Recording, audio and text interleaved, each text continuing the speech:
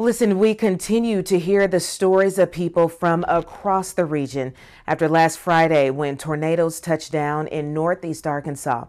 But the one you're about to hear defines selflessness. Our Sarah Doan tells us how one organization rushed to help those in need.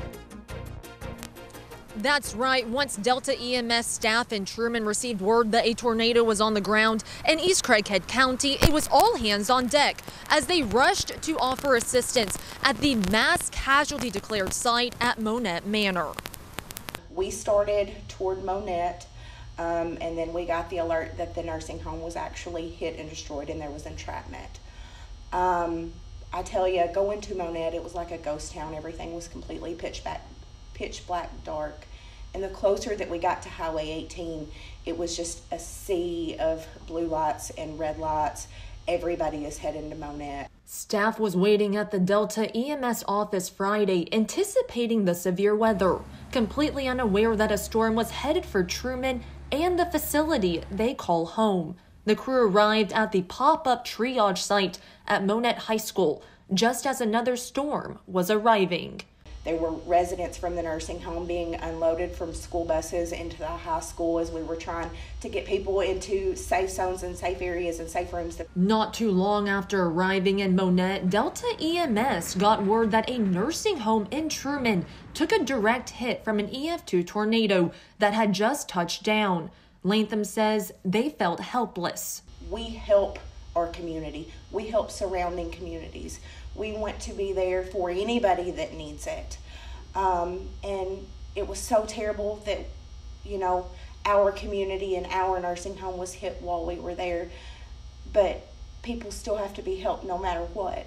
Once released from Monette, the crew headed back to Trumann, reporting to the command center set up at the high school, still unaware that their building also took a direct hit, destroying the facility where Latham had just been an hour before to get medical supplies. Eventually, we were released from Trumann High School, and we got to make our way just maybe a half a mile down the road, and we realized that our home office was completely destroyed.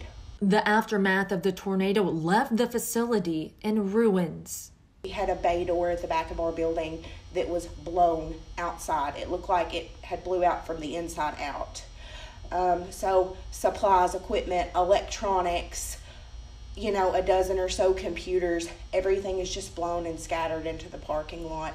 Latham says they were left speechless. You don't really know what to do. You feel helpless. We're a nonprofit organization, so obviously we don't have an extravagant amount of funds to pick up pieces.